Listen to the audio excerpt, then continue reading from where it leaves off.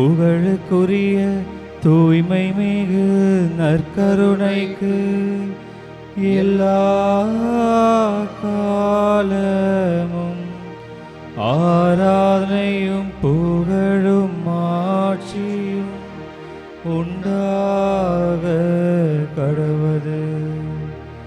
நிலையான புகழுக்குரிய தூய்மை மிகு நற்கருணைக்கு எல்லா காலமும் ஆராதனையும் புகழும் ஆட்சியும் உண்டாக கடவது. நிலையான புகழுக்குரிய தூய்மை மிகு நற்கருணைக்கு எல்லா காலமும் ஆராதனையும் புகழும் ஆட்சியும் உண்டாக கடவது.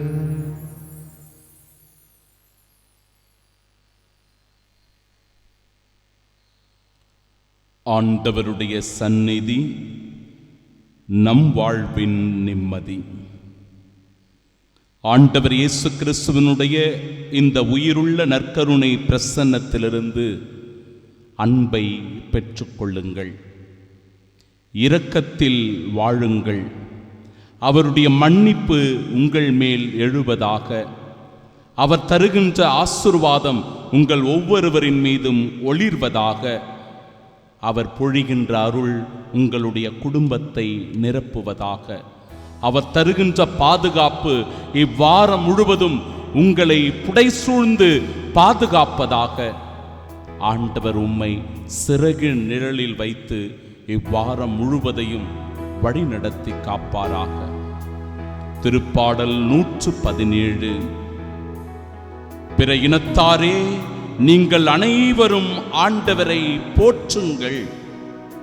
மக்களினத்தாரே, நீங்கள் அனைவரும் அவரை புகழுங்கள். ஆண்டவரை போற்றுவதும் அவரை புகழ்வதும் தகுதியானதும் நீதியானதும் ஆகும். பிரியமானவர்களே, இந்த வெள்ளிக்கிழமை ஆராதனை அவரை புகழ்கின்ற ஆராதனை, அவரை போற்றி ஆராதித்து துதிக்கின்ற ஆராதனை, அவரை மகிமைப்படுத்துகின்ற ஆராதனை. அதன் வழியாய் ஏராளமான நன்மைகளை, கொடைகளை, ஆசீர்வாதங்களை நாம் பெற்றுக்கொள்ளுகிற ஆராதனை. ஏனெனில் ஆண்டவர் நமக்கு காட்டும் மாறாத அன்பு மிக பெரிது என்கிறது திருப்பாடல் 117 2வது இறைவார்த்தை. அவரது உண்மை என்றென்றும் நிலைத்துள்ளது என்று சொல்லி ஆண்டவர் வாக்கு மாறாதவர் என்பதை மீண்டும் மீண்டுமாய் நமக்கு தெளிவுபடுத்தி நம்முடைய வாழ்வில் அவருடைய திருவுளம் நிறைவேறுகிறது, அவருடைய சித்தம் வெளிப்படுகிறது, அவருடைய வாக்குத்தத்தம் நம் ஒவ்வொருவரின் மீதும் ஒளிர்கிறது. எனவே தூய ஆவியானவருடைய இந்த பாடலின் வழியாக ஆண்டவருடைய வல்லமையை வேண்டி செபிப்போம்.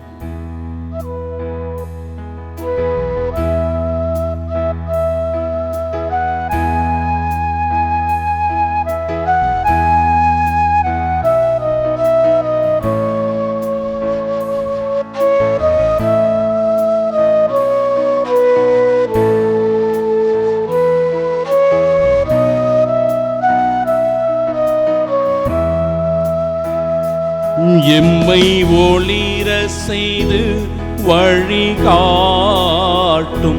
பொது வலுவூட்டி எம்மை தேற்றும் என் கடமை என்னவென்று காட்டும் அதை கருத்தால் புரிந்திட தூண்டும். என்ன நேர்ந்தாலும் நன்றி துதி கூறி பணிவே என் இறைவா. உந்தன் திருவோல படி எம்மை நடத்தும் ஓ பரிசுத்த ஆவியே,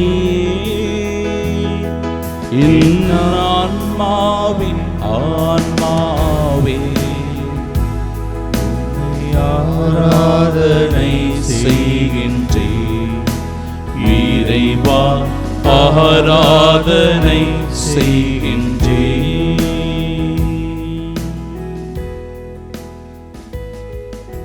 பிரியமானவர்களே, இந்த ஆராதனைக்காக நாம் தேர்ந்து கொண்டு தியானிக்க போகிற பகுதி 1 சாமுவேல் புத்தகம் 3வது அதிகாரத்தில் வருகின்ற சாமுவேலின் அழைப்பு.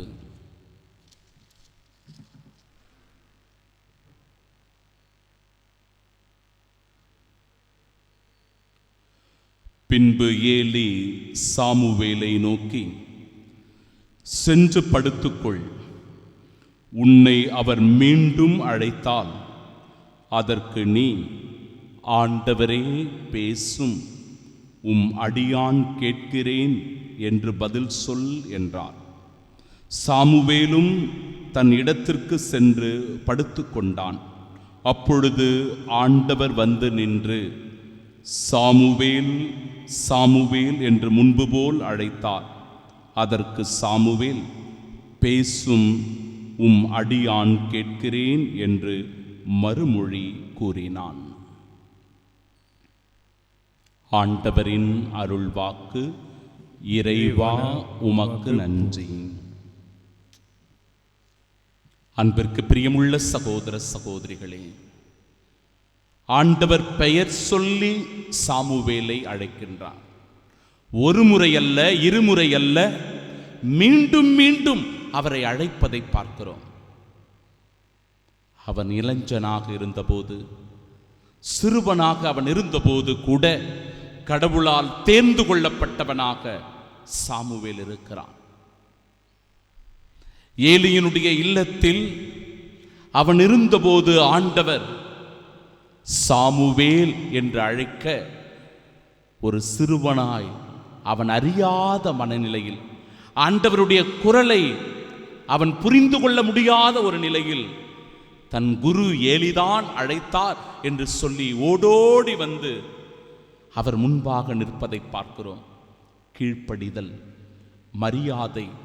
அன்பு சகோதர சகோதரிகளே, நம் குரு, நம் எஜமான், நம் ஆசிரியர், நம் போதகர், நம் வழிகாட்டி, நம் பாதுகாப்பாளர், நம் மீட்பர், நம் மெஸ்ஸியா, நம் இறைமகன், நம் ஆண்டவர் இயேசு கிறிஸ்துவின் மீது மிகுந்த மதிப்பும் மரியாதையும் வைத்திருக்கிற நாம் அவருடைய குரலுக்கு செவி சாய்க்கின்ற சிறந்த ஆடுகளாக இருக்க வேண்டும். அவருடைய கட்டளைகளையும் நியமங்களையும் ஏற்று கடைபிடிக்கிற மக்களாக இருக்க வேண்டும். விசுவாசத்திலிருந்து ஒருபோதும் நாம் தவறி போகக்கூடாது. பிரியமானவர்களே, அவர் மீது கொண்டிருக்கிற நம்பிக்கையிலிருந்து ஒருபோதும் நாம் விலகி போகக்கூடாது.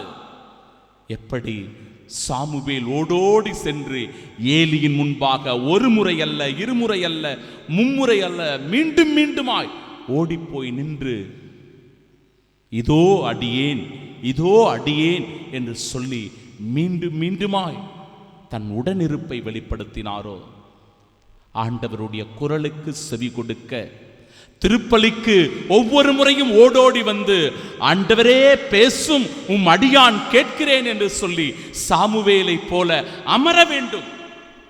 தியானத்தில் அமர வேண்டும், ஆண்டவர் முன்பாக அமர வேண்டும், நற்கருணை பிரசன்னத்தில் அமர வேண்டும். அவரோடு இணைந்திருக்கிற ஒவ்வொரு நொடி பொழுதும், மகனே மகளே உனக்கு ஆசீர்வாதம். அவரோடு இணைந்திருக்கிற ஒவ்வொரு நொடி பொழுதும், சகோதரனே சகோதரியே உன் மனதிற்கு நிம்மதி. அவரிடத்தில் இருக்கின்ற ஒவ்வொரு நொடி பொழுதும் உனக்கும் உன் குடும்பத்திற்கும் ஆண்டவர் வெற்றியை தரப்போகிறார். எனவே அவரோடு இணைந்திருப்பது மிக மிக அவசியம். என்னோடு இணைந்திருந்தால் நீங்கள் மிகுந்த கனி தருவீர்கள் என்கிற ஆசீர்வாதத்தை ஆண்டவர் தருகிறார். நம்பிக்கையை நமக்கு கொடுக்கிறார். சாமுவேல் ஓடி வந்ததைப் போல, பேசும் ஆண்டவரே இதோ நான் கேட்கிறேன் என்று சொன்னது போல, நற்கருணை ஆராதனைக்காக ஓடி வரணும். நற்கருணை ஆராதனையில் அமர்ந்து தியானிக்கணும். திருப்பலியில் முழுமையாய் பங்கெடுக்கணும். குடும்ப ஜபத்தை இணைந்து சொல்லி ஆண்டவருடைய பிரசன்னத்தில் இணைந்திருக்கணும். திரு ஜபமாலைகளை அனுதினமும் ஜபித்து ஒப்பு கொடுக்க வேண்டும். புனித சாமுவேலுக்கு இதோ ஆண்டவர் அந்த சாமுவேலுக்கு தந்த ஆசீர்வாதத்தை இன்றைக்கு நமக்கும் நம் குடும்பத்திற்கும் தருகிறார். இந்த உணர்வோடு பங்கெடுப்போம். ஆண்டவருடைய வார்த்தைகளுக்கு செவி கொடுத்த நாம் அன்பே கடவுள் என்றால் என்கிற பாடலின் வழியாக அவரை மகிமைப்படுத்த, அவரை போற்றி புகழ்ந்து ஆராதித்து துதிக்க இணைந்து நாம் பாடி செவிப்போமாக.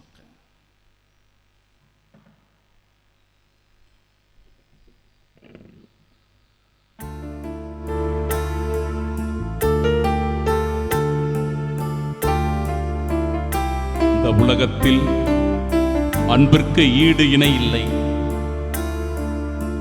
அன்பை விட ஆழமான ஒரு உறவு இல்லை, ஒரு உறவின் வெளிப்பாடு இல்லை.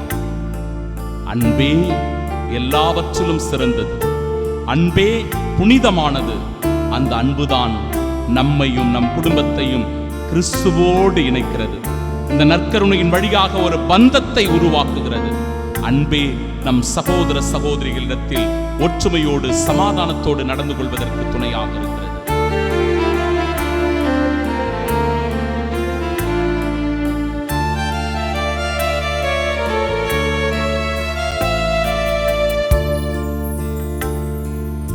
அன்பே கடவுள் என்றார், அன்புக்கு ஈடேது சொல். அன்பே இன்பம் என்றார், அன்புக்கு விலையேது சொல். அன்பே கடவுள் என்றார், அன்புக்கு ஈடேது சொல். அன்புக்காக இயங்குகிற உள்ளங்கள். கணவன் மனைவியிடையே அன்பில்லாத ஒரு நிலை இருக்கலாம். இதோ என் கணவன் என்னை அன்பு செய்வதில்லையே, என் மனைவி என்னை நேசிக்க தவறிவிட்டாலே, எங்கள் ஒருவருக்கு ஒருவர் ஒற்றுமை இல்லாமல் போய்விட்டது, சமாதானம் எங்களுக்குள்ள இல்லையே. ஒவ்வொரு முறையும் மோதல்களும் பிரச்சனைகளும் சலசலப்புகளும் குழப்பங்களும் சந்தேகங்களும் அதிகரித்துக் கொண்டே இருக்கிறது. ஆண்டவரே, என் உறவில் ஏற்பட்டிருக்கிற இந்த விரிசல்கள், என் உறவில் ஏற்பட்டிருக்கிற இந்த காயங்கள், என் உறவில் ஏற்பட்டிருக்கிற இந்த வலிகளுக்கு நீரே மருந்து அப்பா. அந்த அன்பின் மருந்தை எனக்கு கொடுத்து எங்கள் குடும்பத்தில் தாய் தந்தை உறவுகளுக்கிடையே, பெற்றோர் மகன் உறவுகளுக்கிடையே, கணவன் மனைவி உறவுகளுக்கிடையே, சகோதர சகோதரிகளுடைய உறவுகளுக்கிடையே, நல்ல நண்பர்களுடைய உறவுகளுக்கிடையே அந்த அன்பு என்கிற ஆசீர்வாதத்தினால் நிரப்பும் அப்பா, நிரப்பும் ஆண்டவரே.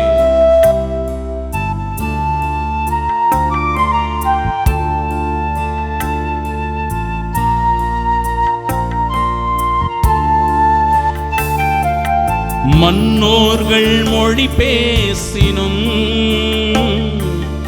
அன்புக்கு ஈடாகுமா? மன்னோர்கள் மொழி பேசினும் அன்புக்கு ஈடாகுமா? விண்ணோர்கள் மொழி பேசினும் அன்புக்கு ஈடாகுமா?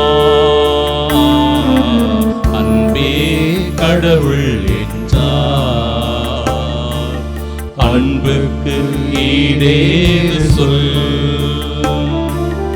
அன்பே இன்பம் என்றார், அன்புக்கு விலையேது சொல். அன்பே கடவுள் அன்புக்கு ஈடேது சொல். ஒருவர் மற்றவரை மன்னிக்கும் போது அன்பு வெளிப்படுகிறது. ஒருவர் மற்றவரின் மீது இரக்கம் காட்டுகிற போது, மன்னிப்பு ஏற்படுத்தும் போது அந்த அன்பு வெளிப்படுகிறது. என்னிடத்தில் இரக்கம் இருக்கிறதா?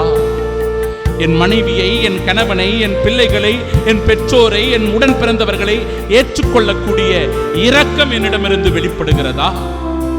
ஒருவர் மற்றவரை மன்னிப்பதற்கு நான் தயாராக இருக்கிறேனா? மகனே, மகளே, எப்பொழுது நீ மன்னிக்கிறாயோ, எப்பொழுது நீ இரக்கத்தை பொழிகிறாயோ, எப்பொழுது உன்னிடத்திலிருந்து கருணை வெளிப்படுகிறதோ, அப்பொழுதுதான் அன்பின் உறவு அன்பின் பிணைப்பு, அன்பினால் ஏற்படுகிற அமைதியும் சமாதானமும் உன் குடும்பத்தில் நிலைத்திருக்கும். உன் காயங்களுக்கு மருந்தாக அன்பு நிலைத்திருக்கும். உன் வேதனைகளை தருக்கின்ற ஆசீர்வாதமாய் அன்பு உன்னில் ஊற்றெடுக்கும். உன் குடும்பத்தில் சமாதானத்தையும் ஒற்றுமையும் தருகிற ஆணிவேராய் அன்பு நிலைத்து நிற்கும்.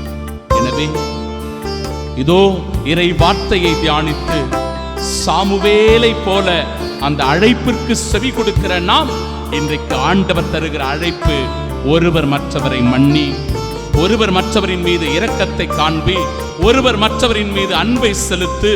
இதோ உன் குடும்பத்திற்கு சமாதானமும் அமைதியும் ஆசீர்வாதமும் உண்டாகட்டும் என்று சொல்லி ஆண்டவர் ஆசீர்வதிக்கிறார். ஜெபிப்போம்.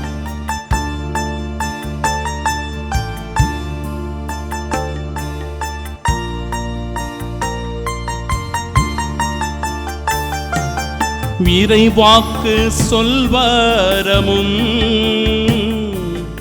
அன்புக்கு ஈடாகுமா? இறைவாக்கு சொல்வரமும் அன்புக்கு ஈடாகுமா? மறைபொருள் உணர்பொருளும் அன்புக்கு ஈடாகுமா? அன்பே கடவுள் என்றார், அன்புக்கு ஈடேறு சொல். அன்பே இன்பமென்றார், அன்புக்கு விலையேது சொல். அன்பே கடவுள் என்றார், அன்புக்கு ஈடேது சொல். ஒரு சில மணித்துளிகள் மௌனமாயிருந்து நம் குடும்பத்தை ஒப்புக் கொடுப்போம். நம்மளால யாரையாவது மன்னிக்க முடியலையா? யார் மீதாவது இரக்கம் காட்ட முடியாமல் இருக்கிறோமா? நம்ம குடும்பத்தில் யார் மீதாவது நாம் கோபமா இருக்கிறோமா? யார் மீதாவது நாம் வெறுப்பை காண்பித்திருக்கிறோமா? யார் மீதாவது தவறான வார்த்தைகளை சொல்லி அவர்களை காயப்படுத்தி இருக்கிறோமா? சிந்திச்சு பார்ப்போம். ஆண்டவரே, பேசும் உம் அடியான் கேட்கிறேன் என்று சாமுவேலை போல ஆண்டவர் பேசுவதை அனுமதிப்போம். ஆண்டவர் நம் உள்ளத்திலிருந்து செயலாற்றுவதை அனுபவிப்போம். அவருடைய குரல் நம் உள்ளத்தில் இதயத்தில் ஒலிப்பதை அனுபவிப்போம். இயேசு ஆண்டவருடைய அந்த உயிருள்ள வார்த்தைகள், மகனே மகளே உன் மனைவியை மன்னி, மகனே மகளே இன்று உன் கணவனை மன்னி, உன் பிள்ளைகளை மன்னித்து விடு. உன் பெற்றோர்கள் உனக்கு எதிராக துரோகம் செய்திருந்தால் அவர்களை மன்னித்து விடு. உன் இரக்கத்தினால் உன் நண்பனுக்கு மீண்டும் ஒரு வாய்ப்பை கொடு. உன் இரக்கத்தினால் மீண்டும் ஒரு வாய்ப்பை உன் எதிரிக்கு கொடு. மன்னிக்கின்ற தெய்வம் நம் முன்னிலையில் இருக்கிறார். ஒப்புக் கொடுப்போம்.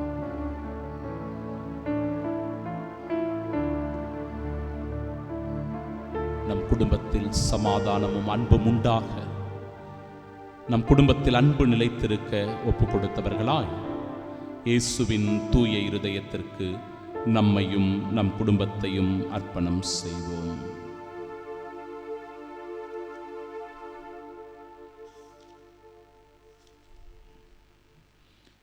இயேசுவின் திரு இருதயமே, எங்கள் குடும்பங்களை உமக்கு அர்ப்பணிக்கின்றோம், நன்றி கூறுகின்றோம். எங்களை ஆசிர்வதியும். எப்பொழுதும் இறை பிரசன்னத்தை உணர்ந்து வாழ வரம் தாரும். பலவீனர்களுக்கு பலத்தையும், செல்வமுடையவர்கள் பிறருக்கு உதவி செய்யும் நல்ல மனதையும் தந்தருளும்.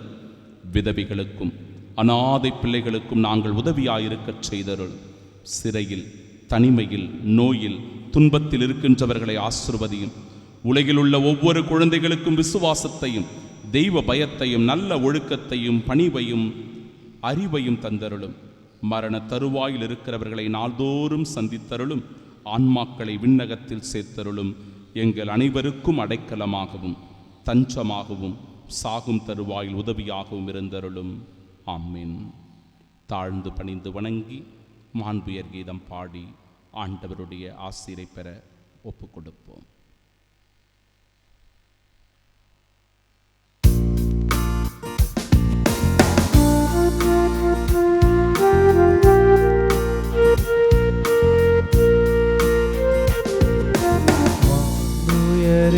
வரும் சாதன தாழ்ந்து பணிந்து ஆராதிப்போம்.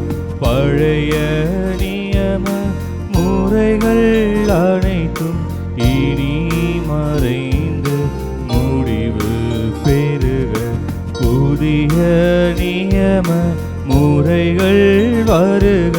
புலன்களாலே மனித நிதனை அறிய இயலா குறையை நீக்க விசுவாசத்தின்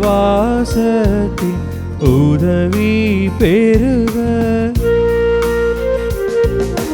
பிதாவுக்கும் சுதனிவர்க்கும் புகழ்ச்சியோடு வெற்றியார்க்கும் மீட்பின் பெருமை மகிமையோடு வலிமை வாழ்வு யாவுமாக இருவரிடமாய் வருகின்றவராம் தூய ஆவியானவர்க்கும் அளவில்லாத சம புகழ்ச்சி என்றுமே உண்டாகுக.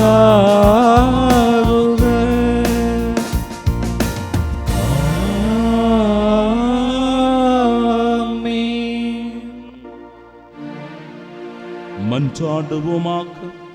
இறைவா, இந்த வியப்புக்குரிய திருவருட்சாதனத்திலே உம்முடைய திருப்பாடுகளின் நினைவை எங்களுக்கு விட்டுச் சென்று உமது திருவுடல் திரு ரத்தம் இவற்றின் மறைபொருளை வணங்கும் நாங்கள் உம்முடைய மீட்பின் பலனை இடைவிடாமல் அனுபவிக்க அருள் புரியும்.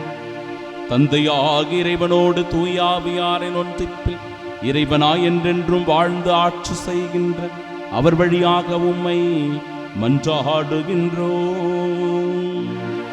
ஆமென்.